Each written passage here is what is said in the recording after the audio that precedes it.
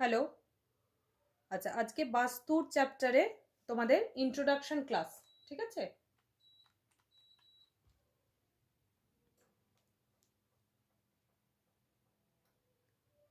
যারা এই ভিডিওটা পরে দেখবে তারা রেকর্ডেড ভিডিওটা অবশ্যই দেখে নেবে।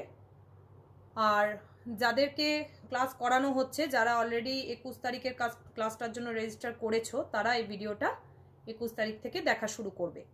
নোটস তোমাদের সময় মতো চলে যাবে, অবশ্যই চলে যাবে। আর ক্লাসটা ভিডিও রেকর্ডিংয়ের মাধ্যমেও তোমরা দেখে নিতে পারবে, ঠিক আছে?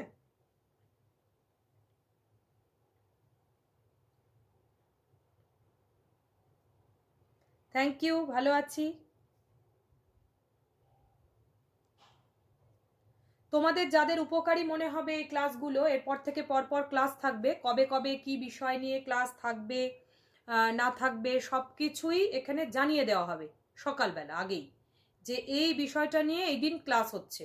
কোনোদিন রেমেডি রিলেটেড ক্লাস, সবটাই রেমেডি রিলেটেড। মানে রেমেডি জিনিসটা কি? রেমেডি সেটা যেটা কিনা তুমি জানতে পারলে তোমার উপকার হবে যে কোনো বিষয়ে। অ্যাস্ট্রোলজি বলে নয় যে একটা কোনো নাম্বার জেনে নিয়ে ফট করে বাঁ হাতে লিখে দিয়ে আমি কিছু একটা মন্ত্র টন্ত্র জপ করে বেশ ভালো হয়ে গেলাম, ওটা রেমেডি নয়। রেমেডি তো ওটাও যেটা তুমি রান্নার কাজে জানতে পারো, যে হ্যাঁ ও এটা করলে এটা হয় নাকি। So knowledge knowledge is the best remedy আমাদের লাইফে। আমাদের প্রবলেমগুলো কেন হয়?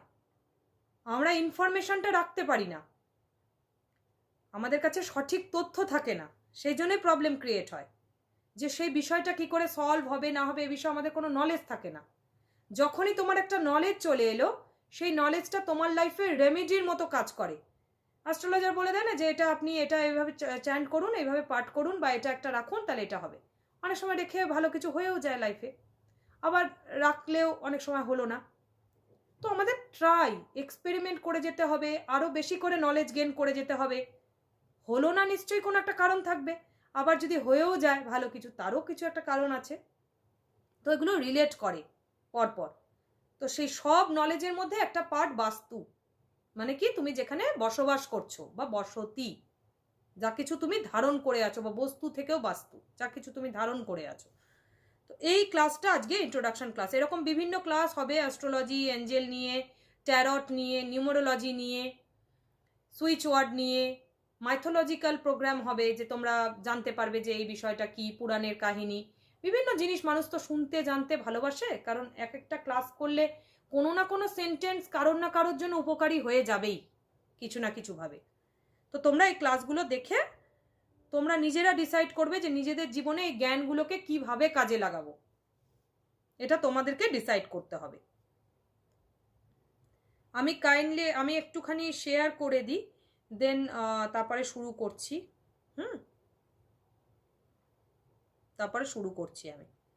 আমি একটু শেয়ার করে দিই, নাহলে অনেকে স্টুডেন্টরা লাইভেই জয়েন করতে চায়, বা কোনো শেষের দিকে যদি কোনো প্রশ্ন থাকে তো প্রশ্নও আমি নিয়ে নিতে পারবো, যে হ্যাঁ ঠিক আছে। আচ্ছা, আমি একটু লাইভে, তোমরা আমাকে একটুখানি কমেন্ট করে জানাও তো যে সাউন্ডটা ক্লিয়ার আসছে কিনা। এইটা একটুখানি কমেন্ট করে আমাকে জানাও, ঠিক আছে? সাউন্ডটা ক্লিয়ার আসছে কিনা একটু হ্যাঁ লিখে দাও তো কেউ, যে হ্যাঁ সাউন্ডটা ক্লিয়ার আসছে, শুনতে পাচ্ছ আমাকে, এটা একটু জানিয়ে দাও।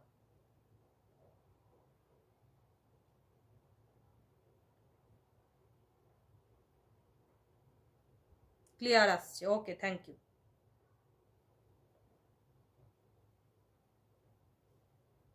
ওই যে অনেক গ্রুপ থেকে বলে, তো সেই জন্য ওই গ্রুপগুলোতেই শেয়ার করে, যে একটু জানাবেন জানাবেন। তো অনেকে শেয়ার করে, তো আমিও 3-4টে গ্রুপে ওই জন্য একটু শেয়ার করে দিচ্ছি, যাতে লোকে একটু জানতে পারে। নাহলে বলবে কখন হয়ে গেল, এর হয়ে যাওয়ার পরে হোয়াটসঅ্যাপে মেসেজ আসবে যে কখন হয়ে গেল, জানতেই পারছি না। তো এগুলো ওই রকম না যে জয়েন করতে হবে এসে এসে, এরকম ব্যাপার নয় যদিও, যে তোমরা জয়েন করবে তবেই কিছু একটা, এটা নয়।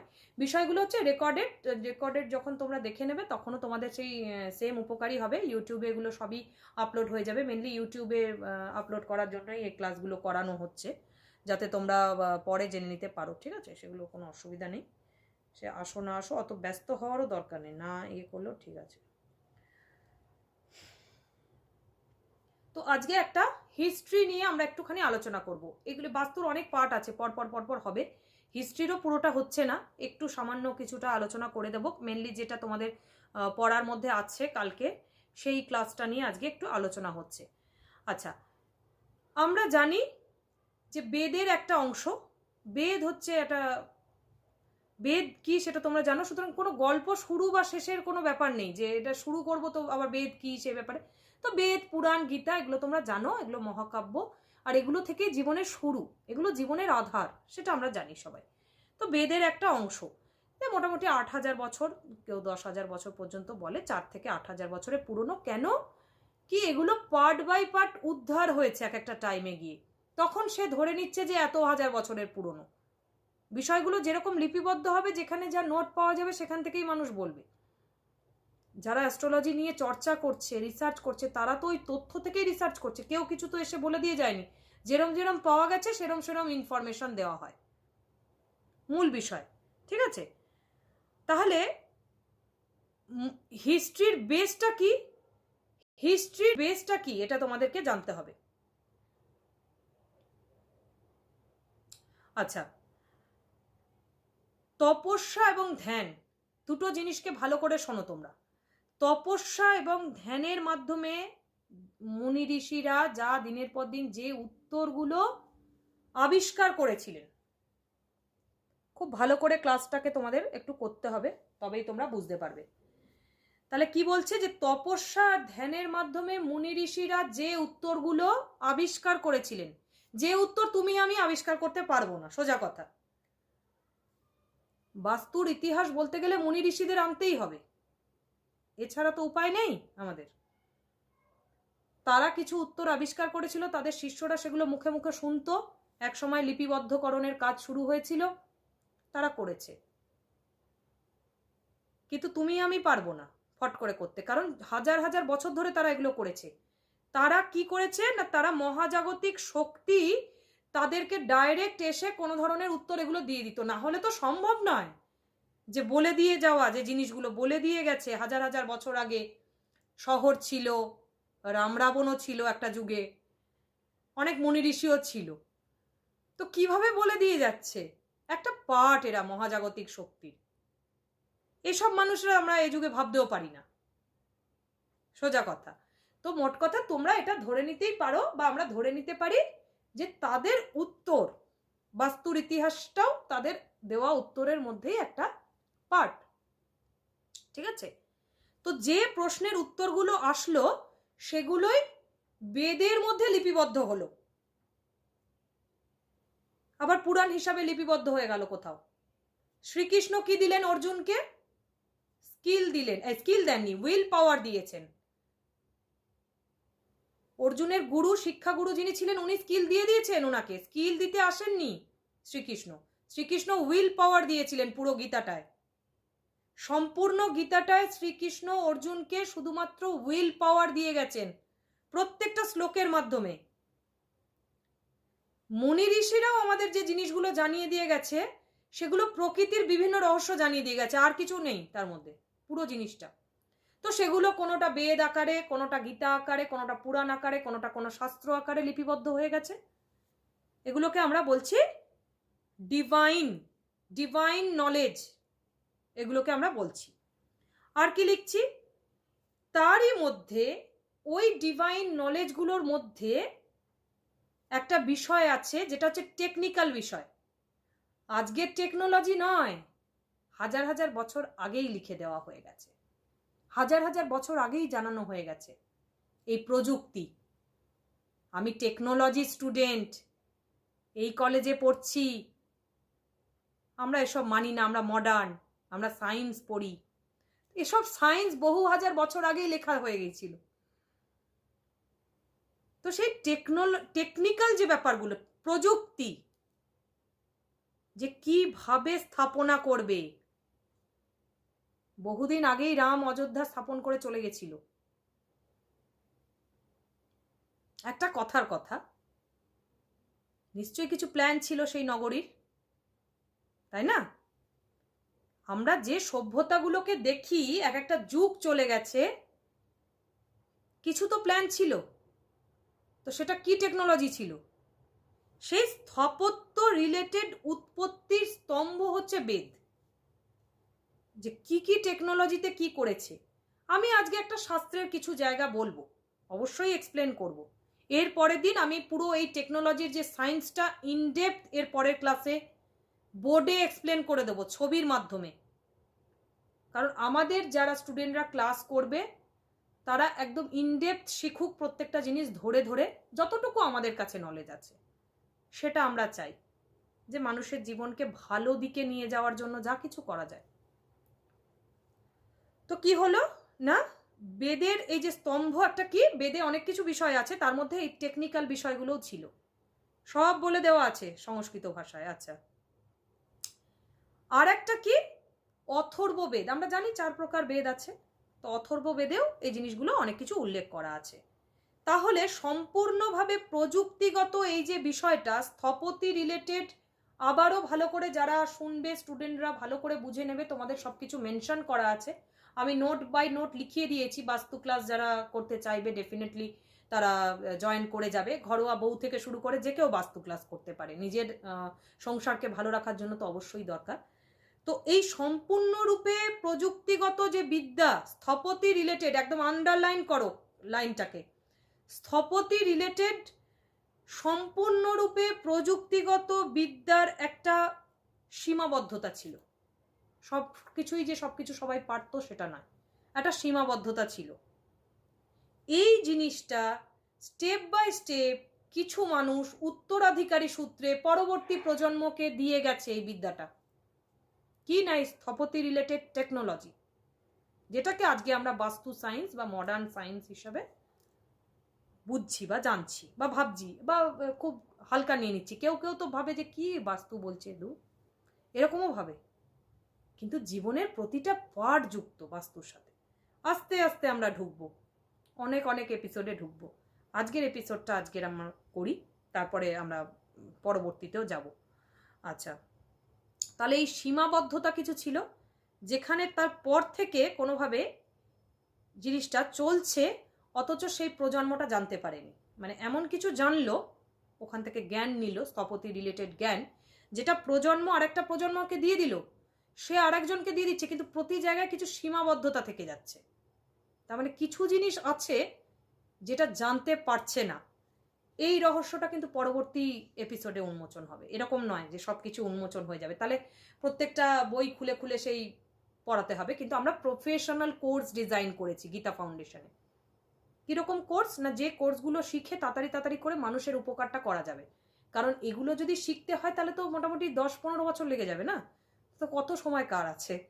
তো যাই হোক, একটা শর্টে পুরো মডেল করে, কোর্স মডেল করে এমনভাবে শেখানো হবে যাতে তোমরা বিষয়গুলোকে খুব তাড়াতাড়ি জেনে নিতে পারো। তো এর থেকে অনেক বেশি তোমরা ক্লাসেও জানতে পারো, হোয়াটসঅ্যাপের মাধ্যমে ডেফিনেটলি জানতে পারো, কিন্তু যেগুলো থিওরিটিক্যাল ব্যাপার সেগুলো আমি ভিডিওর মাধ্যমেই তোমাদেরকে বলে বুঝিয়ে দিচ্ছি, ঠিক আছে? তারপরে অঙ্কের ব্যাপারগুলো বা আরও বিষয়গুলো তোমরা ক্লাসেই জানতে পেরে যাবে। আচ্ছা, তাহলে আর কি বলছে, নির্মাণ স্থাপত্য বা ভাস্কর্য রিলেটেড নীতিমালা, পয়েন্টটা নোট করো। বাস্তু কি না, এই যে নির্মাণ, কনস্ট্রাকশন, যে আমি আর্কিটেকচার নিয়ে পড়েছি, স্থাপত্য শিল্প, নির্মাণ শিল্প, ভাস্কর্য শিল্প, তার মধ্যে তো অনেক কিছু নীতি আছে। সেই নীতিগুচ্ছ বা নীতিমালা বাস্তু, টোটাল বাস্তুর ব্যাপার। তাহলে কি বলছে যে মহাকাব্য থেকে শুরু করে, মহাকাব্যের মধ্যে আমরা বিভিন্ন সভ্যতার উত্থান দেখি, সবকিছু দেখি, অনেক কিছু দেখেছি। মন্দিরের স্থাপত্য আছে, মন্দিরের স্থাপত্য, অন্যান্য ধর্মেরও মন্দির আছে, তাদের স্থাপত্য, সবকিছু বিষয় আছে, অনেক কিছু। এর মধ্যে একটা বিজ্ঞান লুকিয়ে আছে। তাহলে যে সভ্যতায় যেখানে যা কিছু স্থাপিত হয়েছিল সবকিছুর মধ্যে একটা বিজ্ঞান ছিল। অত অত বছর আগে অত বড় বড় নগরী অত টেকনোলজি দিয়ে কি করে করতো? আজকে আমরা যেটা এয়ার কন্ডিশন লাগাচ্ছি তারা তো তখনও করতো। হরপ্পা মহেঞ্জোদারো সভ্যতা তো ঠান্ডা থাকতো, একটা দুটো রুম ওদের থাকতোই, সেখানে গিয়ে ঠান্ডা থাকতো। নারীদের স্কিন কি, পুরুষগুলো কেমন থাকতো, বাবারে বাবা। তাহলে ওই টেকনোলজিটা পেলো কি করে? আজকের এই অ্যালেক্সা টেকনোলজির থেকে অনেক বেশি ওপরে ছিল তখনকার সভ্যতা। একটা সময় তো ধ্বংস হওয়ারই আছে, ধ্বংস হয়েছে, কিন্তু টেকনোলজি তারাও অ্যাপ্লাই করেছিল, না হলে তো সম্ভব না। না হলে কিভাবে সম্ভব এক একটা সভ্যতা ওইভাবে তৈরি করা, এক একটা মন্দির ওইভাবে তৈরি করা? টেকনোলজি আছে তার মানে। আচ্ছা, তাহলে আমরা এটা জিনিসটাকে বুঝছি। আর কোথা থেকে পাবো? বাস্তু সূত্র, ইতিহাস সূত্রপাতটাকে এটা বুঝছি, এটা সবে শুরু।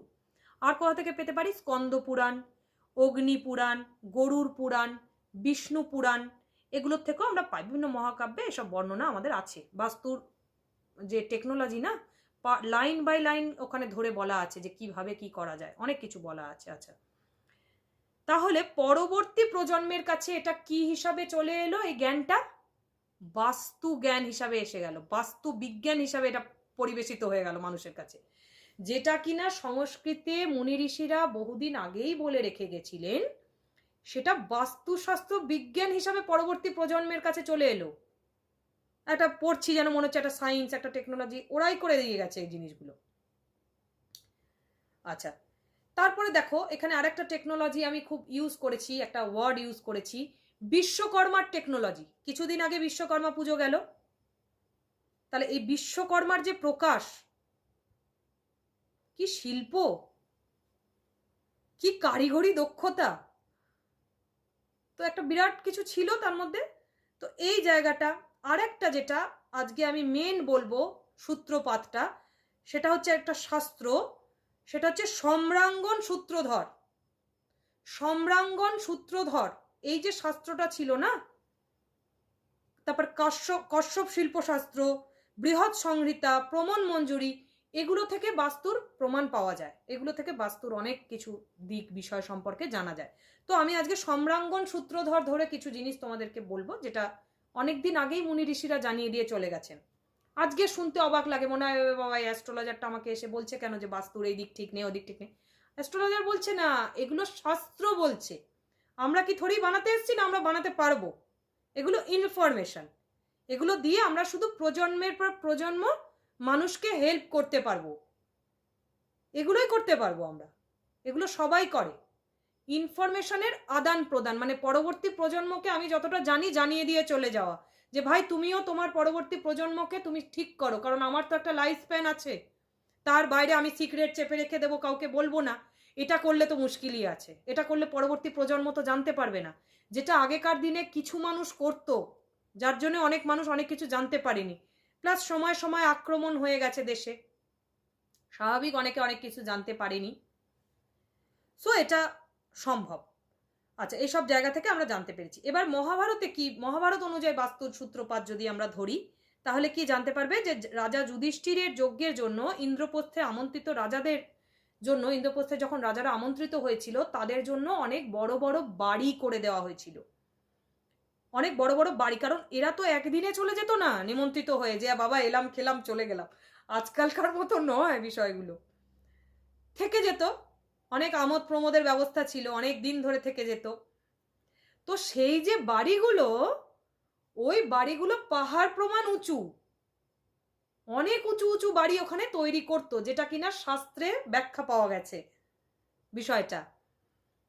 তো তার থেকে কি বুঝেছে পরবর্তী যে বিজ্ঞান, যারা বৈজ্ঞানিক যারা গবেষণা করেছে, তারা কি বুঝেছে তারপরে, যে ওই মানুষগুলো অনেক লম্বা ছিল, অনেক লম্বা ছিল, আমার তোমার থেকে অনেক বেশি হাইট ওদের। তো এই যে বুঝতে পারলো যে কৈলাস পর্বতের মতো উঁচু কেন ওই বাড়িগুলোর স্থপতি, তো সেটা ছিল সম্ভবত। তাহলে তারা ধরে নিয়েছিল যে এর অর্থ অনেক বেশি মহিমান্বিত ছিল, নেম ফেম ছিল, আর সেই সাথে লম্বাও ছিল, অনেক হাইটও ছিল, নেম ফেমও ছিল। তো ছিল, ডেফিনেটলি ছিল, না থাকলে কি আর এরকম হয়? যাই হোক, তাহলে ঘরগুলো কি ছিল? ওই যে ঘরগুলো, ওগুলো বাস্তুদোষ মুক্ত ছিল, খোলামেলা বড় বড় ঘর। তার মানে বলা হচ্ছে না যে আমরাও এই যুগে ওরকম বানাবো, সেটা না, অনেক কিছু আছে, তা সেটা আগের যুগ থেকে বর্ণনা দিতে দিতে আসা হবে।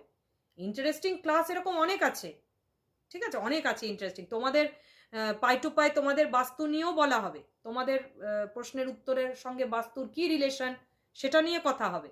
এরকম না যে আমি রিড করব না কোনো কোয়ারিজ ডেফিনেটলি রিড করব। যে রিলেটেড এপিসোড আসবে সেই রিলেটেড এপিসোডে আমি কোয়ারিজ রিড করব, ঠিক আছে। আর কি করতো এরা, ঘরের মধ্যে বিভিন্ন ধাতুর অলংকার রাখতো।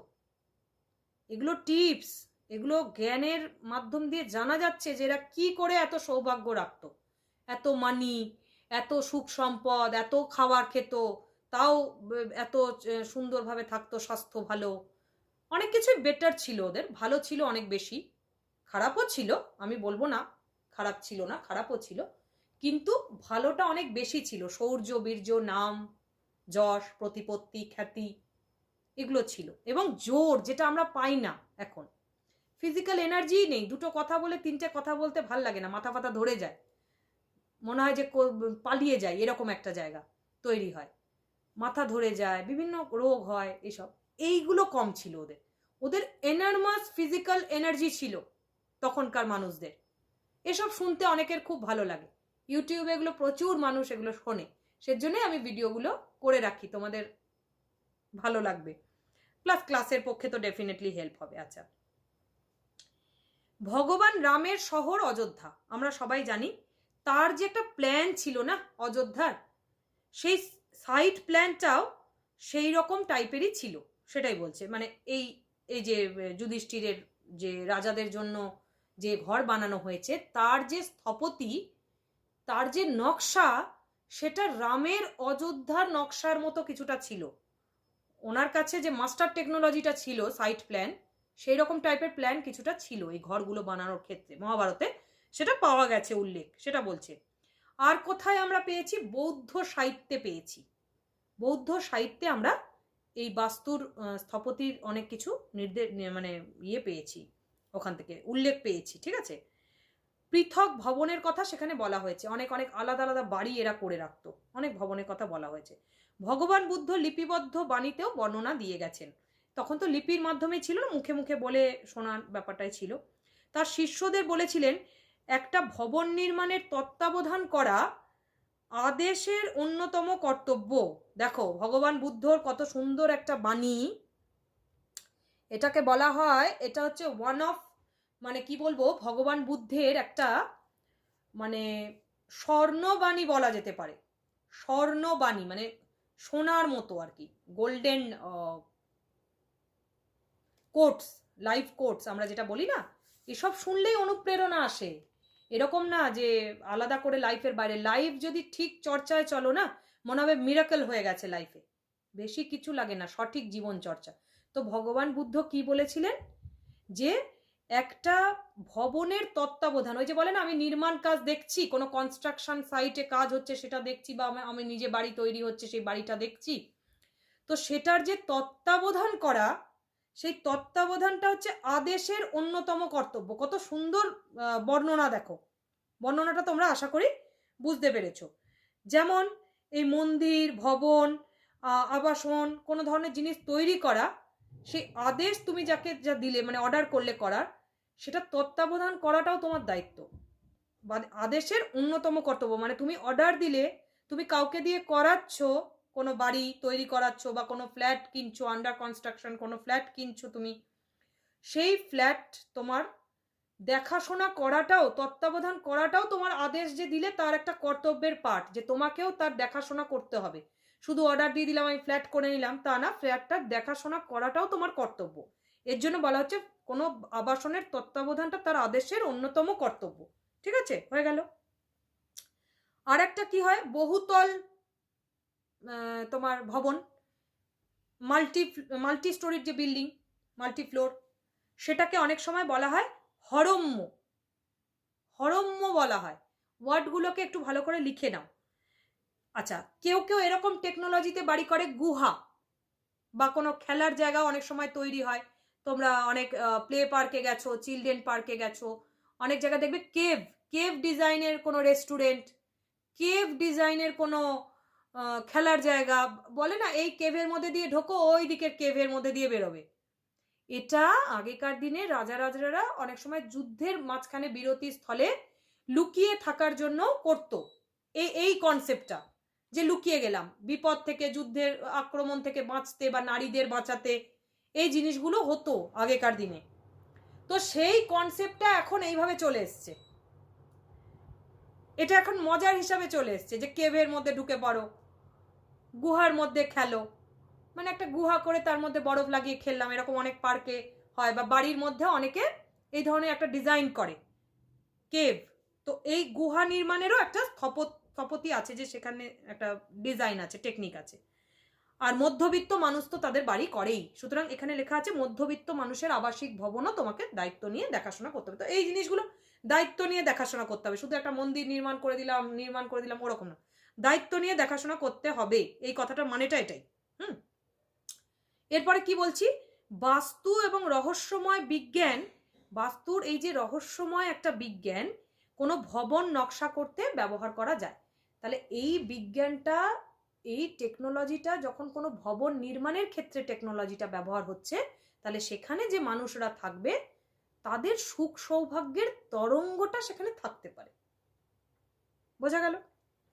ঠিক আছে, তাহলে এই যে রহস্যময় বিজ্ঞান, এটাকে নকশার মাধ্যমে তোমাকে পেতে হবে। যে সাইট, তোমার যে সাইট প্ল্যান, তুমি যে জমিতে বাড়ি করবে, সেই বাড়ির মধ্যে যে প্ল্যানটা তুমি ইঞ্জিনিয়ার দ্বারা পেলে, আজকাল লিখে দিচ্ছে অনেকে যে এটা তো বাস্তুসম্মত, আমরা বাস্তুসম্মত করেছি, বাস্তুসম্মত কনস্ট্রাকশন করে নেওয়া যায়, কিন্তু তবুও বাস্তুবিজ্ঞানটা প্রপার অ্যাপ্লাই হচ্ছে কিনা, সব নিয়ম অ্যাপ্লাই হবে না।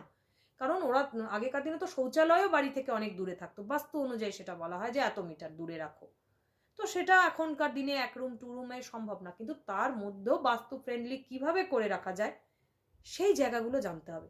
আদৌ কি সেই বিল্ডিংটা বাস্তুসম্মত, সেটাও একটা জানার বিষয়, সেটাও মানুষ কনফিউজ হয়ে যাবে যে আদৌ কি, বা আগে যেগুলো হয়ে গেছে, এখন তো অনেকে আন্ডার কনস্ট্রাকশনে লিখে দেয় যে এটা বাস্তুসম্মত, বুকিং করুন, আপনি বুকিং করুন, কিন্তু আগে যারা রয়ে গেছে, আগে যারা থাকছে, তাদের জমির শেপ কেমন, কি ঘটে গেছে সেই জমিতে যার জন্য তার কিছুতেই উন্নতি হয় না সেই বাড়িটা যাওয়ার পর থেকে, বা ব্যবসা খুব ভালো চলছিল, সেই বাড়িতে উঠে আসার পর থেকে সেই ব্যবসা ডাউনে চলে যাচ্ছে কেন, সেই বাস্তুর খোঁজটা আমাদেরকে ভেতর থেকে করতে হবে, ওটাকে বলা হয় ইনডেপথ।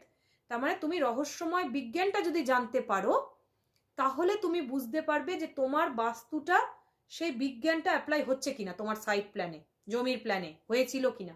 আইদার সেই জমির ওপর বাড়ি হয়ে যেতে পারে, কিংবা তুমি নতুন জমির ওপরে বাড়ি করবে ভেবেছো, বা কোনো প্রমোটারের কাছ থেকে তুমি কিনবে, তার তো একটা প্ল্যান আছে, সেই প্ল্যানটা তোমাকে পেতে হবে। বিল্ডিং এর তো একটা নকশা আছে, তাহলে তুমি যদি আজকে বাস্তু ক্লাসটা কেউ শিখে নিচ্ছে, তাহলে সে সেই প্ল্যানটা বুঝতে সমর্থ হবে।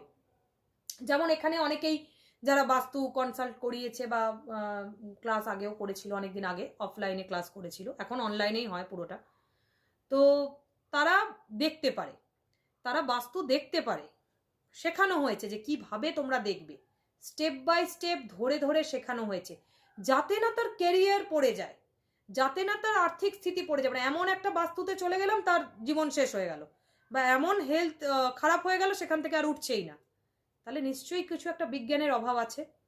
একটা মানুষ জীবনের প্রচুর উন্নতি করে যাচ্ছে, একটা মানুষ কিছুতেই করতে পারছে না, কিছু ফ্যামিলির মানুষ, পাশের বাড়িটা দেখা যাচ্ছে উন্নতি করে যাচ্ছে কোনোভাবে, তা কিছু তো ব্যাপার থাকে, এই বিজ্ঞানের একটা রহস্য আছে।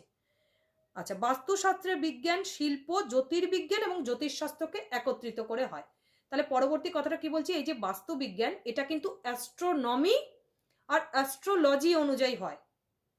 পৃথিবীতে তুমি বাস করছো, তোমার বাইরেও পৃথিবীর তো কিছু এনার্জি আছেই, তাছাড়া পৃথিবীর বাইরেও বিভিন্ন গ্রহ আছে, সেগুলোর এনার্জি আছে, কিছু নক্ষত্র আছে, সেগুলোর এনার্জি আছে, তাহলে সব মিলে তোমার বাড়িটা তো ফাঁকা নয়, তোমার বাড়ির ওপর তোমার এনার্জি, তোমার চারিপাশে যে আলমারি, খাট আলমারি বিভিন্ন জিনিস রেখে দিয়েছো সেগুলোর এনার্জি, প্লাস পুরো ভূব্রহ্মাণ্ডের এনার্জি, প্লাস ব্রহ্মাণ্ডের বাইরে আরো যা কিছু আছে সেটারও এনার্জি, মানে সব কিছুর এনার্জি রয়েছে বাস্তুর মধ্যে। তাহলে কতটা সিরিয়াস ব্যাপার, যাই হোক। তো এই জন্য অ্যাস্ট্রোলজি, অ্যাস্ট্রোনমি সব গ্রহ সবকিছু দেখেই সেই অনুযায়ী বাস্তুটাকে ঠিক করা হয়, কারণ ওটার একটা দেবতা আছে, সেটাকে পুজো করার ব্যাপার আছে।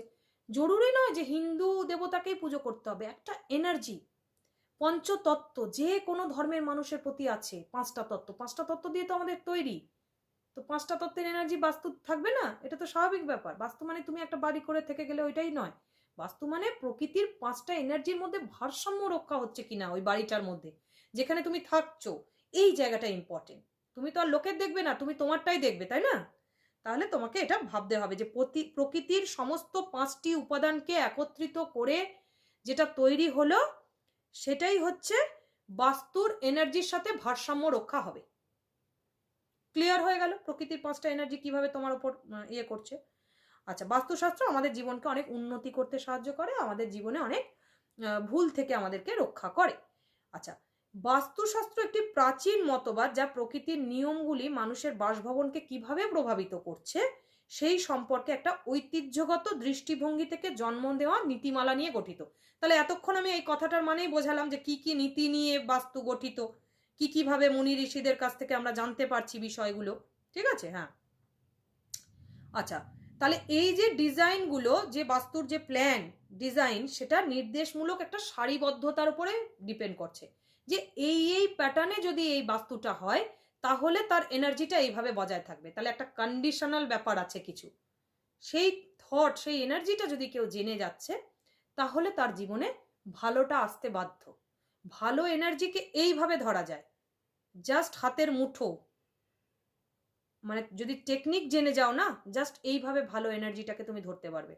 প্রকৃতিতে প্রচুর নেগেটিভ এনার্জি আছে, কিন্তু নেগেটিভটাকে তুমি ধরবে না, তুমি পজিটিভটাকেই ধরবে। কিন্তু সেটা প্রকৃতি থেকে ছিনিয়ে নেওয়ার আর্ট আসতে হবে, কলা, technique. This is called technique. ওই টেকনিক জানলে সব কিছু তোমার। তার মধ্যে টেকনিক জানা মানেই হচ্ছে বাস্তু।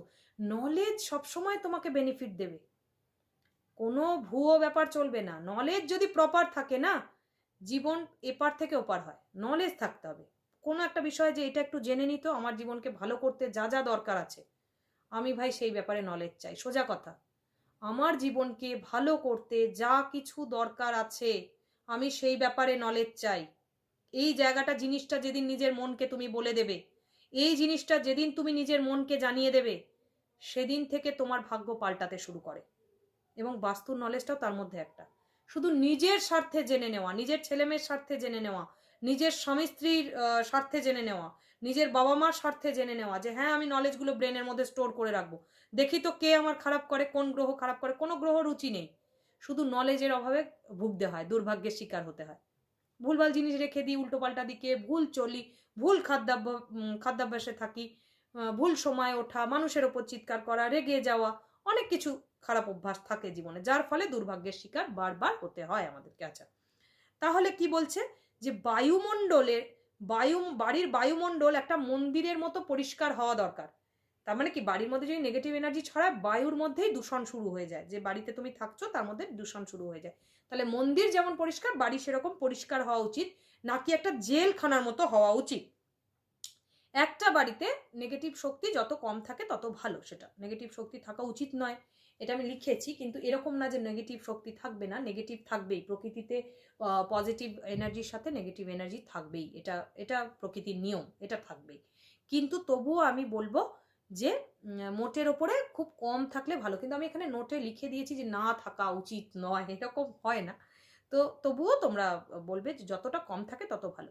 বাস্তু নীতি অনুসারে যদি একটা ঘর তৈরি করা হয় তাহলে সেটা সৌভাগ্য বয়ে আনে, বাড়ির পরিবেশকে সুখ দেয়, বাড়ির ভিতরে প্রত্যেকে খুশিবোধ করে। একটা লক্ষ্য অর্জনের জন্য বাস্তুর 5টা বিজ্ঞানকে নিখুঁতভাবে মেনে চলতে হবে। বিরাট বড় রকেট সায়েন্স নয়, বাস্তুরে যে বিজ্ঞান বিজ্ঞান করছি না তখন থেকে, জল, মাটি, বায়ু, আকাশ, আগুন, এই 5টা, খুব বেশি বড় কিছু নয়। জল, মাটি, বায়ু, আকাশ। আকাশ হচ্ছে ব্রহ্ম বা ব্রহ্মস্থলকে, আকাশ মানে তার কোনো শেষ নেই, আকাশের কোনো শেষ নেই। আকাশ মানে একদম ব্রহ্ম, মানে ব্রহ্মাণ্ড আর কি, যেটা সেন্টার। তো জল, মাটি, বায়ু, আকাশ, আগুন। জল, মাটি, বায়ু, আকাশ, আগুন, এই 5টা বিজ্ঞান, এর বাইরে কিছু নেই রকেট সায়েন্স। এই 5টাকে একটু সামান্য কন্ট্রোলে রাখতে পারলে সৌভাগ্যই সৌভাগ্য। সৌভাগ্যের বৃষ্টি যাকে বলা হয়, good luck will shower on you, ঝরে পড়বে ওপর থেকে। টাকা, ভালোবাসা, সুখ, শান্তি, 5টা বিজ্ঞান, একটু নলেজ, তাহলেই হয়ে যায়। কোনো কারোর হাতে পায়েও ধরতে হবে না, কোনো চাই না আংটি ফাংটি, কিচ্ছু না পড়লেও হবে। চুনি পান্নাও চাই না, আগেকার দিনে পড়ে থাকতো, তারা পেত, বাট চুনি পান্নাও অ্যাচিভ হবে তোমার, চাই না বলছি, কিন্তু থাকবে আলমারিতে, আলমারিতে থাকবে চুনি পান্না টাকা পয়সা, অনেক বেশি থাকবে যতটা চাইবে। ওই 5টা বিজ্ঞানকে শুধু ধরে নাও, ব্যাস, তাহলেই হবে। মাঝে মাঝে কেন আমি এইভাবে বলে উঠি, কারণ লাইফ ট্রান্সফরমেশন হয়েছে, যা কিছু জীবনে অ্যাচিভ করেছি সেগুলোই বলতে আসি, কোনো বানিয়ে বলি না, নিজের লাইফ থেকে বলি। দোকানে চুনি পান্না আছে আমাদের, পোকরাজও আছে, কি করে অ্যাট্রাক্ট হচ্ছে এই জিনিসগুলো আমাদের কাছে? কিছু মানুষের কাছে এই জিনিসগুলো কি করে অ্যাট্রাক্ট হয়, যেখানে কিছু মানুষ একটা কেনার জন্য পাগল হয়ে যায়, সারা জীবন টাকা জমিয়েও খুব একটা করতে পারে না। যারা করছে তারা কি নিয়মে করছে, কিছু তো ব্যাপার আছে। তুমি পারছো না, আর একজন পারছে, সফল হচ্ছে, তুমি সফল হচ্ছ না, কি বিজ্ঞান আছে তার মাঝখানে? এই জিনিসটা ব্রেনের মধ্যে যেদিন এনে নিলে, যেদিন ওই তফাৎটাকে মিটিয়ে নিলে নলেজের, সৌভাগ্য তোমার দিকে আসা শুরু হবে, ধন তোমার দিকে আসা শুরু হবে, দৌলত তোমার দিকে আসা শুরু হবে, খিচে চলে আসবে ম্যাগনেটের মতো। ম্যাগনেটিক পাওয়ার থাকতে হবে। তো তোমরাও পারো, যদি আমি পারি তাহলে কেন তোমরা পারবে না? ডেফিনেটলি পারবে, কিন্তু লক্ষ্য রাখতে হবে যে হ্যাঁ আমি ওটা চাই। কারো ধরো চাই না, তাহলে তাকে কেন দিতে যাবে প্রকৃতি শুধু শুধু? সে বলবে আমি ঘুমাবো, আমার এসব ভাল লাগছে না, একটু মিউজিক শুনে আমি ঘুমিয়ে পড়বো। ওই একটা 5,000 টাকা জব, 7,000, 8,000, 10,000 টাকা জব হলেই হয়ে যাবে, ওইসব ভাল লাগছে না, এত এসব কে শোনে? তো কেন দিতে যাবে প্রকৃতি তাকে শুধু শুধু? সে বলবে আমার দুর্ভাগ্য, তাহলে কেন দিতে যাবে শুধু শুধু? তাকে তো 5,000 টাকা জবটাও দেবে না প্রকৃতি, এটাই হয়। যারা বলে না যে একটুতেই হয়ে যাবে, সেটাও ঠিক মতো পাচ্ছি না, তাকে তো সেটাও দেয় না, কারণ বিরক্ত হয়ে যাচ্ছে, তো কি করে পাবে? তো এই একটা ব্যাপার আছে যে প্রয়োজনীয়তাটাকে সমর্থন করো, যে হ্যাঁ আই ওয়ান্ট দিস। কেউ আছে যে চ্যালেঞ্জ করে তোমার লাইফটাকে চেঞ্জ করতে পারে?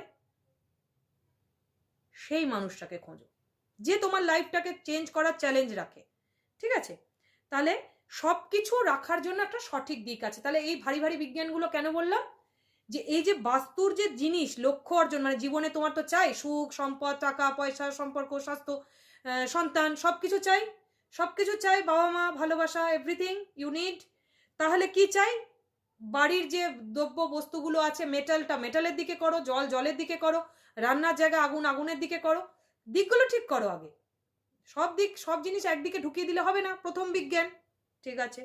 বেছে নেওয়া উচিত সব দিকে, তাহলে একটা ইতিবাচক কম্পন পেতে পারি। যখনই জিনিসগুলো ঠিক হয়ে গেল, তার থেকে একটা এনার্জি আছে, তার একটা চেতনা শক্তি আছে, অচেতন, তার একটা এনার্জি আছে। তুমি মানুষ, তুমি বিভিন্ন দিকে নড়ে চড়ে বেড়াচ্ছ, আলমারিটা নড়তে পারে না, তার মানে এই না যে আলমারিটার কোনো এনার্জি নেই, আলমারিটারও এনার্জি আছে, আলমারিটারও এনার্জি আছে, মুখে বলতে পারছে না মানে এই না যে কোনো শক্তি নেই। সেই শক্তির কম্পন সব বস্তু আছে, মাধ্যাকর্ষণ শক্তি আছে, তো গ্র্যাভিটেশন পাওয়ার আছে, তো ব্রহ্মাণ্ডের মধ্যে তো কোডিং আছে। এই কোডিংটা কে ভুল, মানে কে সরাবে? প্যান কার্ড, ভোটার কার্ডের মতো, প্যান কার্ডের মতো, মানে তোমার প্যান নাম্বারটা ফেলে তোমার কি কি অ্যাকাউন্ট আছে, কোথায় কি সম্পত্তি আছে, সব বেরিয়ে আসে প্যান নাম্বারের হিসাবে। তাহলে তো ব্রহ্মাণ্ডেরও তো কোডিং আছে, এগুলো সব ব্রহ্মাণ্ডের জিনিস, তুমি গেন করতে পারো, কিন্তু রেখে তো এখানেই দিয়ে যেতে হবে, তোমার উত্তরাধিকারী ছেলেমেয়েরা ভোগ করবে। আলমারি, খাট, টাকা পয়সা সব কিছু ভোগ করবে, শুধু সংস্কারটুকু নিয়ে চলে যাবে। ওই যে আত্মা, ওই যে 5টা উপাদান, ওই 5টা উপাদান যাবে পরের দেহে, যে কোনো জনিতেই যাক। তাহলে বুঝলে এগুলো গেন করা, থাকার কি অর্থ? জিনিসগুলো থেকে যাবে, তুমি চলে যাবে, দেহটাও পুড়ে যাবে, দেহটাও বিলীন হয়ে যাবে ব্রহ্মাণ্ডে, কিন্তু ওই 5টা জিনিস চলে যাবে, যে 5টা জিনিস নিয়ে তুমি এসছিলে, জল, মাটি, বায়ু, আকাশ, আগুন, এই 5টা জিনিসই যাবে। কি নিয়ে এসছিলাম, কি নিয়ে যাব ওটা নয়, এই 5টা জিনিসই যাবে।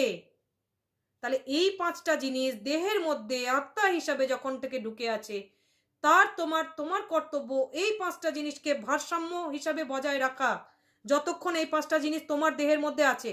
তার মানে ভবনের তত্ত্বাবধান, এখন বুঝলে?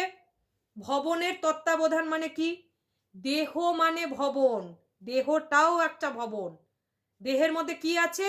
ওই 5টা জিনিস, যেটা পঞ্চভূতে বিলীন হয়ে গেল, মরে যাওয়ার পর কি একটা উঠে চলে গেল, কি একটা এসে যেন মানুষকে জ্বালায়, এভিলাই কিছু একটা এসে যেন জ্বালায়, মরার পরেও কিছু একটা ছিল যে কেনা শান্তি পায়নি। কে সে? ওই 5টা জিনিস যে ভূতের মতো মনে হয়, মাঝে মাঝে হাওয়ার মতো মনে হয়, ওই 5টা জিনিস। তো ওই 5টা জিনিসের তত্ত্বাবধান তোমার ভবনের মধ্যে তোমাকে করতে হবে। যেহেতু ঈশ্বর দিয়েছেন তোমাকে, ব্রহ্মাণ্ড দিয়েছেন। হু ইজ ঈশ্বর? ব্রহ্মাণ্ড।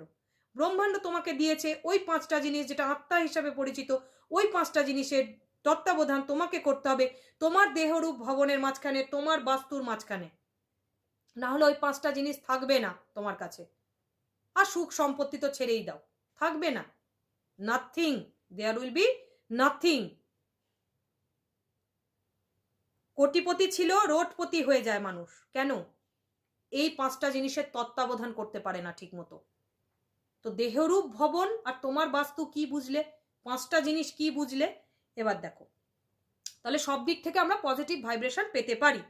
কিছু নিয়ে আসিনি, কিছু নিয়ে যাব না, আর কি যাবে আর কোনটা তত্ত্বাবধান করব এবার বুঝে গেলে বাস্তু। আচ্ছা, এটাও লক্ষ্য করা গেছে কখনো কখনো একটা বাড়ির ভিতরে প্রবেশ করার পর তোমাদের ভালো লাগে না।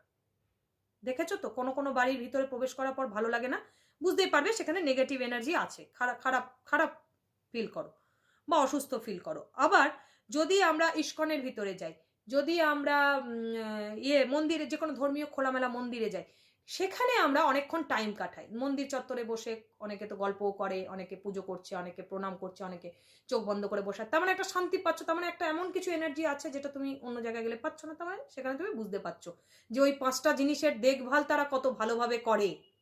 যারা করে তাদের কাছে গিয়ে তোমার ভালো লাগবে, যারা করে দেখভাল সেই সব মানুষের সঙ্গে তোমার কথা বলতে ভালো লাগবে, যারা ওই 5টা জিনিসের দেখাশোনা করে।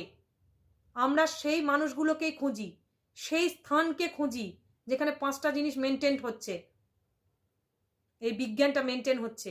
আমরা নিজের অজান্তেই সেই 5টা জিনিসকে বারবার খুঁজি, যেটা কিনা আমাদের মধ্যে বেড়ে যাচ্ছে। কারোর তো আগুন বেড়ে যাচ্ছে, প্রচুর রাগ, কারোর হাওয়া বেড়ে যাচ্ছে, শরীরের মধ্যে বিভিন্ন রকমের সমস্যা, বায়ুর থেকে সমস্যা, কারোর তো দেহগত বিভিন্ন সমস্যা, আরো অন্যান্য রকমের সমস্যা।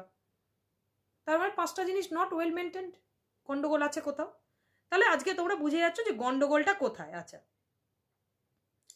তাহলে আর একটা জিনিস তোমরা এর মধ্যে থেকে বুঝে গেলে যে প্রাথমিকভাবে তোমরা বুঝলে যে একটা রহস্য আছে প্রকৃতিতে, এটা বুঝে গেলে। রহস্যময় বিজ্ঞান, রহস্যময়তার বিজ্ঞান। তাহলে ভবনের ইতিবাচক কম্পন মানে কি? যে বাড়ির পজিটিভ এনার্জি, ভবনের ইতিবাচক কম্পন আপনার মনের অবস্থা ভাগ্যকেই তৈরি করতে পারে। যদি আপনার বাড়িতে নেগেটিভ শক্তি থাকে তাহলে কেবল মনের অবস্থা নয়, আপনার স্বাস্থ্য, ব্যবসা, সবকিছু, রিলেশনশিপ, এভরিথিং, এগুলোর ওপরে খারাপ এফেক্ট পড়ে। সেটা তোমরা দেখোই যে চলছে, সেই ব্যবসা ভেঙে গেল। তো আছে কিছু নেগেটিভ এনার্জি আছে। আরে মানুষকে দোষ দিয়ে লাভ নেই, করোনা তো আগেও এসছে, অনেকদিন ধরেই রয়েছে, কিন্তু এরই মাঝখানে এই 2 বছরে অনেক মানুষ অনেক টাকা অর্জন করেছে। মেডিকেল ডিপার্টমেন্ট বলে বলছি না, মেডিকেল ডিপার্টমেন্টের সঙ্গে দূর দূর পর্যন্ত সম্পর্ক নেই, এরকম লাখ লাখ মানুষ অর্জন করেছে। কিন্তু কিছু মানুষ ধূলিসাৎ হয়ে গেছে এই সময়, একটা বড় রিজন ছিল। কিন্তু তাদের মধ্যে 5টা জিনিস ডেফিনেটলি ওয়েল মেনটেন ছিল না, যার জন্য তারা ওই অবস্থার শিকার হয়েছে। ওই অবস্থাতে পড়ে সঙ্গে সঙ্গে অন্য কোনো অপশান খুঁজে নেওয়ার মতো যোগ্যতা ছিল না। বলাই যায় সবাই কি পারবে? অবশ্যই পারবে। কোনো মানুষ ইন্ডিভিজুয়ালি যদি চেষ্টা করে পারবে। কিছু মানুষ দিনের পর দিন এই করোনার কারণে 2020 সাল থেকে ডাউনের পর ডাউনে গিয়ে মৃত, আত্মহত্যা বহু ঘটে গেছে বহু পরিবারে। কিন্তু কিছু মানুষ দিনের পর দিন উঠেছে, এই 2 বছরে দিনের পর দিন উঠেছে। তারা কোনো মেডিকেল ওষুধ বিক্রি করে হয়ে যায়নি যে করোনা হয়েছে বলে ওষুধ বিক্রি করেও অনেক কোম্পানি বড় লোক হয়ে গেছে, সেটা নয়। সেটা নয়, টেকনোলজি অ্যাপ্লাই করেছিল, ব্রেনটাকে অ্যাপ্লাই করেছে, দ্বিতীয় রাস্তা খুঁজে নিয়েছে। ওই যে বলে না, একটা রাস্তা বন্ধ হলে 1000টা খুলে যায়, তাদের সামনে খুলে গেছিল। ছিল না অফলাইন, অনলাইন তো ছিল, করে নিয়েছে 200 গুণ 500 গুণ। কিছু ছিল না, বুদ্ধি তো ছিল, কাজে লাগাতে পারেনি বুদ্ধিটাকে, কাজে লাগাতে পারেনি, যার জন্যই ডাউনে গেছে এবং মরে যাওয়ার পথ বেছে নিয়েছে গিয়ে লাস্টে। কারণ 5টা জিনিসকে মেনটেন করতে ব্যর্থ হয়ে গেছে দিনের পর দিন। মানুষ যখন স্বীকার করে নেয় নিজের কাছে হার, তখনই সে আত্মহত্যা করে। নিজের কাছে যখন হেরে যায় তখন আত্মহত্যা করে। অন্যেরা ফোন করে আত্মহত্যার প্ররোচনা দিয়েছে, মিথ্যে কথা, একদম ওপেন মিথ্যে কথা, যে এই মানুষটা এই বলেছে, কাগজে লিখে মরে গেলাম ফট করে, বা চেষ্টা করলাম, তাকে কেউ মানুষ ধরে টেনে বাঁচিয়ে আনলো, সেটা আলাদা কথা। ও নিজের কাছে হেরে গেছিল। নিজের মধ্যে 5টা জিনিসের অভাব, নিজের মধ্যে 5টা জিনিস যদি ওয়েল মেনটেন হয়, পৃথিবীর কোনো মানুষ পারবে তাকে মারতে? সম্ভব? তাই কোনোদিন হবে না। তো সেই চ্যালেঞ্জ, সেই সাহসটা জোগানোর জন্য কাউকে চাই আমাদের জীবনে পদে পদে। অনেক মোটিভেশনের ক্লাস তোমরা দেখো, অনেক ভিডিও দেখো, অনেক স্পিকার আছে। নলেজ নিতে থাকো, নলেজ নিতে থাকো, কন্টিনিউ সেই জিনিসগুলো তুলে নাও ব্রেনের মধ্যে, যেগুলো তোমাকে বুস্ট আপ করে। আরে ইনজেকশন দিলে তো অনেক বেশি লাগে, তার থেকে কথাগুলো শুনলে তো ভালো পাওয়ার হয়ে যাবে। একটা মানে ইনজেকশন দিয়ে সেই শরীরেকে এনার্জি দেওয়ার মতো ব্যাপার হয়ে যায় অনেকের, এমন রোগগ্রস্ত অবস্থায় চলে যায়। এগুলোও তো ওষুধ হিসাবে কাজ করতে পারে। তো এই জায়গাটা তোমাদেরকে নিতে হবে। কন্টিনিউ পিক করো, সোশ্যাল মিডিয়া ইনফরমেশন আছে মনের জোর বাড়ানোর, তোমার ইউটিউবে আছে, বিভিন্ন আরো আরো মিডিয়ায় বিভিন্ন দিকে আছে, বিভিন্ন খবর আছে, করে রাখো, সব জায়গায় সাবস্ক্রাইব করে রাখো, যে যা বলছে শোনো, কিন্তু পজিটিভটাই শোনো। কারণ নেগেটিভ দেওয়ার লোকের অভাব নেই, এমনিতেই দিচ্ছে লোকে, ফ্রিতেই দিচ্ছে। এটা এই হয়ে গেল, চলো একটা ভয়ের উদ্রেক হয়ে গেল। আজকে স্নান করতে করতে আমাদের একজন ফ্যামিলি মেম্বার লোভ দেখে নিয়েছিল, ওই গায়ের ওই সাবানের যে এটা দিয়ে মাখে না, তো এইভাবে স্নান করতে করতে ফট করে ফেলে দিয়েছে কিছুক্ষণের মধ্যে, মানে 1 মিনিটও হয়নি, ভয় পেয়ে ছুঁড়ে দিল। কেন ছুঁড়ে দিল বলো তো? ওর একটা ওই সাদা রঙের অংশ যেটা হুকে আটকানোর থাকে না, ওই জিনিসটা ফট করে দেখে ও পোকা ভেবেছে, একটা সাপ ভেবেছে। তাহলে ভাবনাতে হয় কিছু জিনিস, ভাবনার একটা এনার্জি আছে, তার মানে ওর সঙ্গে সঙ্গে গোটা শরীরে লেস দ্যান এ সেকেন্ড ওর ভয়ের এনার্জি চলে এসেছিল, যার জন্য দূরে ছুঁড়ে ফেলে দিল, ওরে বাবা বলে দূরে ছুঁড়ে ফেলে দিল। তাহলে যদি ভাবনা দ্বারা ভয় এনার্জি হয়, ভাবনা দ্বারা সৌভাগ্যও আসে। শুধু চিন্তা তো করো, চেষ্টা তো করো, আর সেই ভাবনাগুলো কে জোগাবে তোমাকে?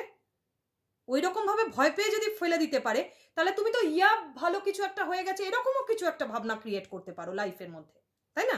এরকমও কিছু ক্রিয়েট করতে পারো।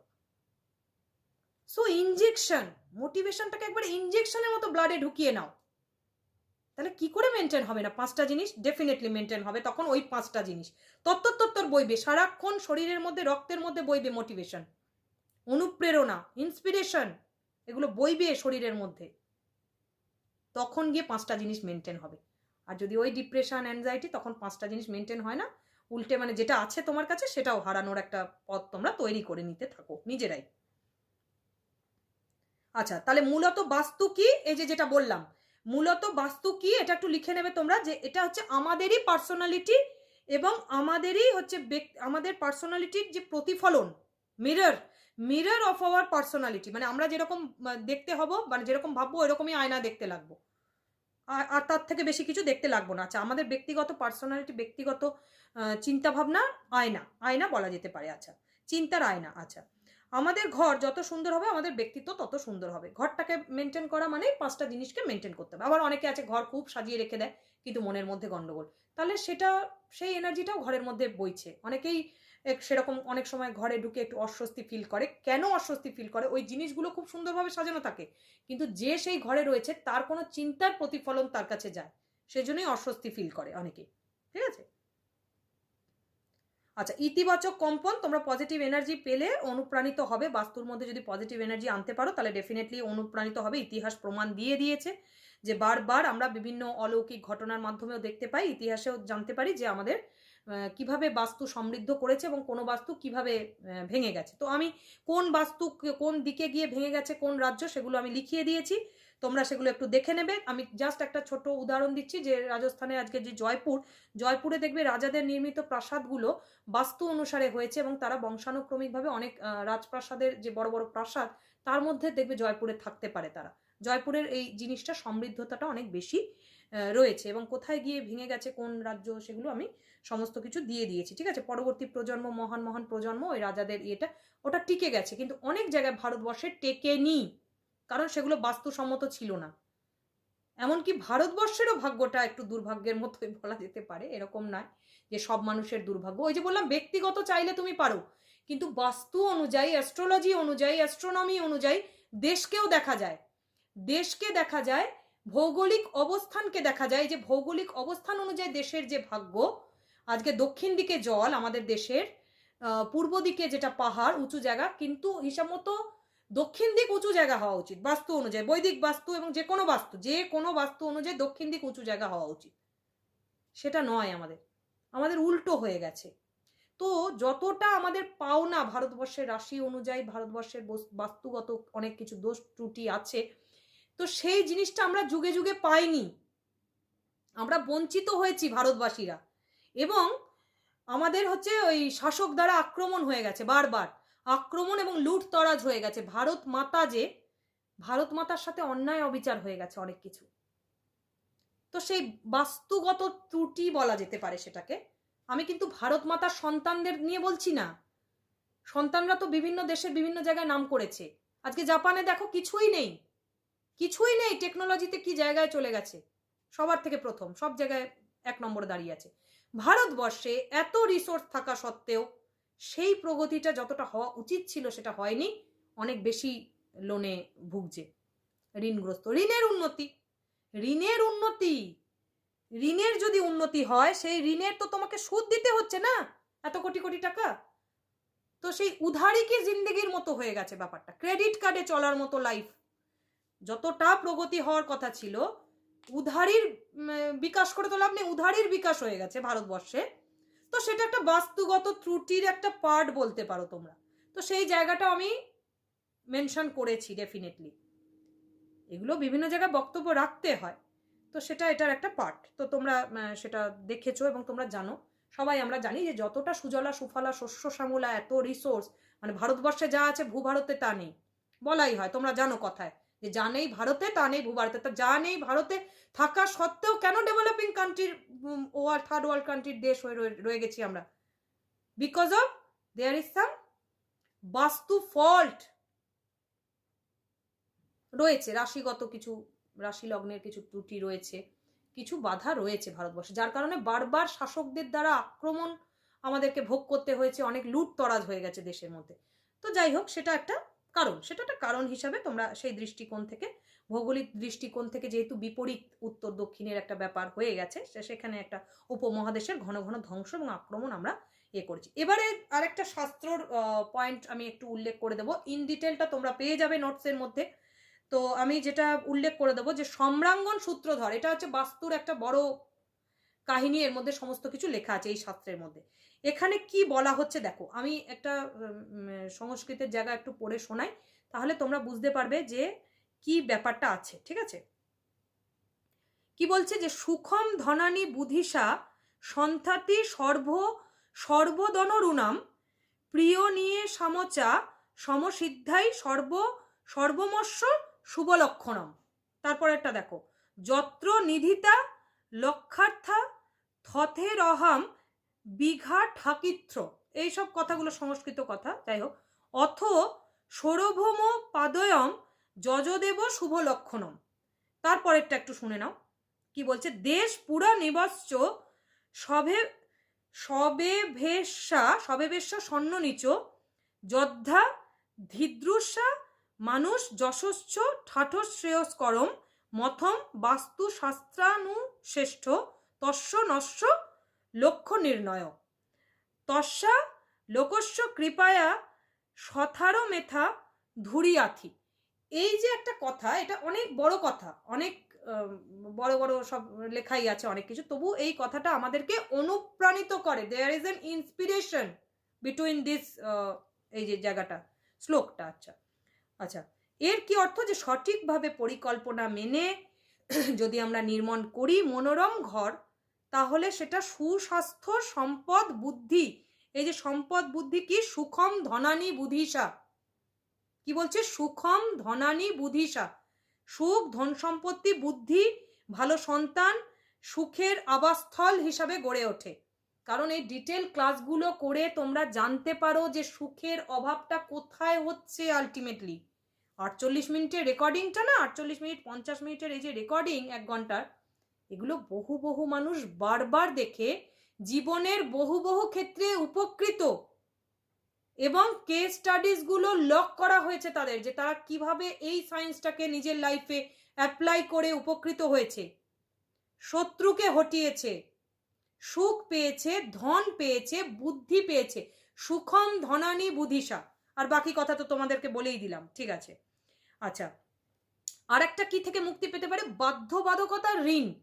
বাধ্যবাধকতার ঋণ মানে কি বলতো?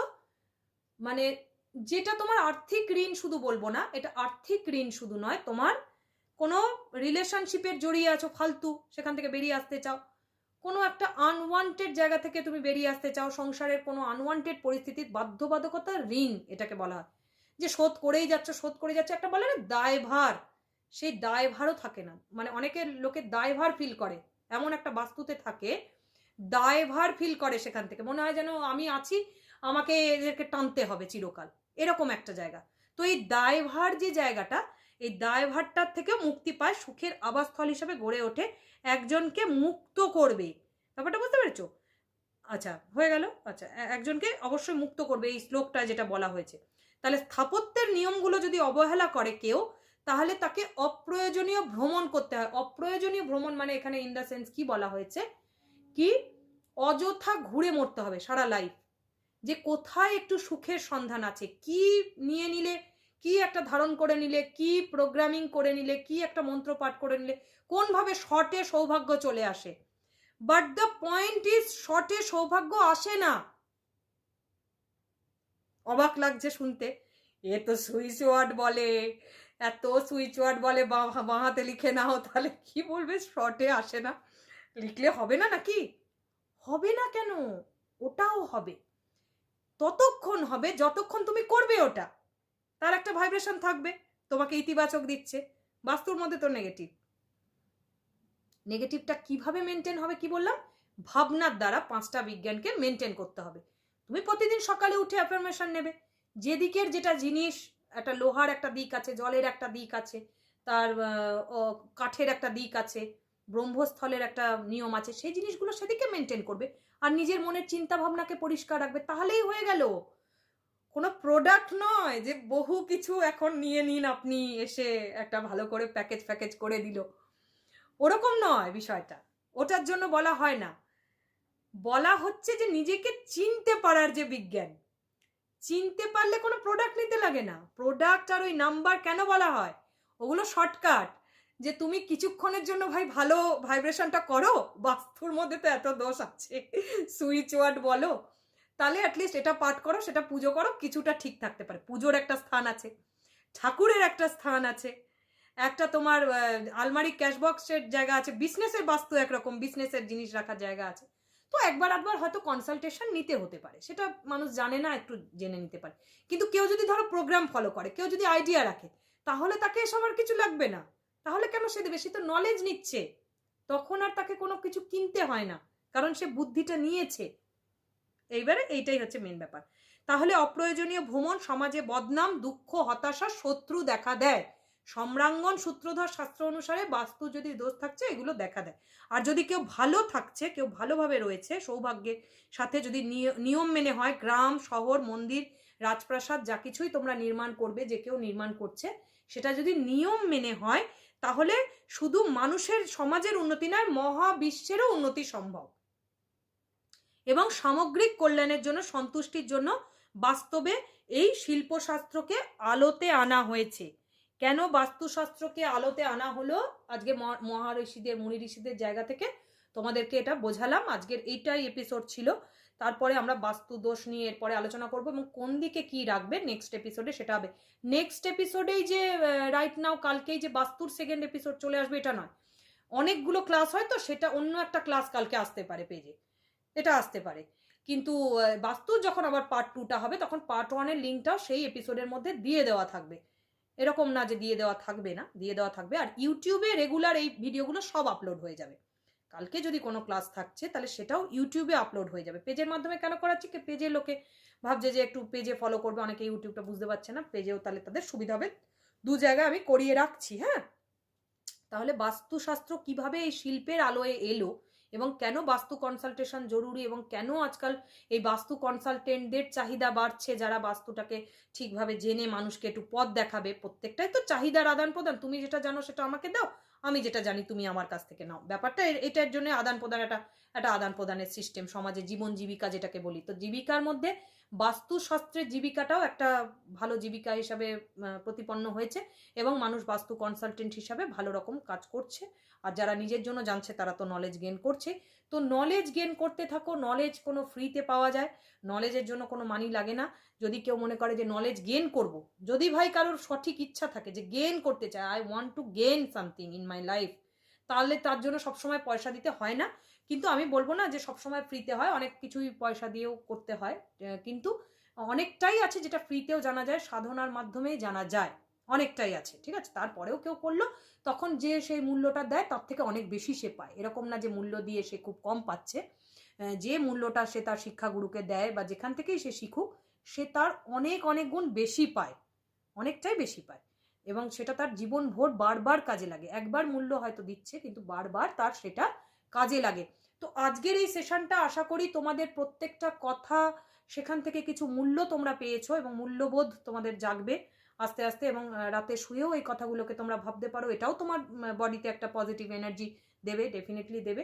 আর অন্যান্য সুইচ ওয়ার্ডের ক্লাস, নিজের সমস্যার জন্য বিভিন্ন রেমেডিয়াল ক্লাস দেখতে থাকো। আর যারা কোর্সগুলো করবে মনে করছো, তারা অবশ্যই দেওয়া হোয়াটসঅ্যাপ নাম্বারের মাধ্যমে যোগাযোগ করবে। অনেক অনেক ভালো থাকো, ধন্যবাদ।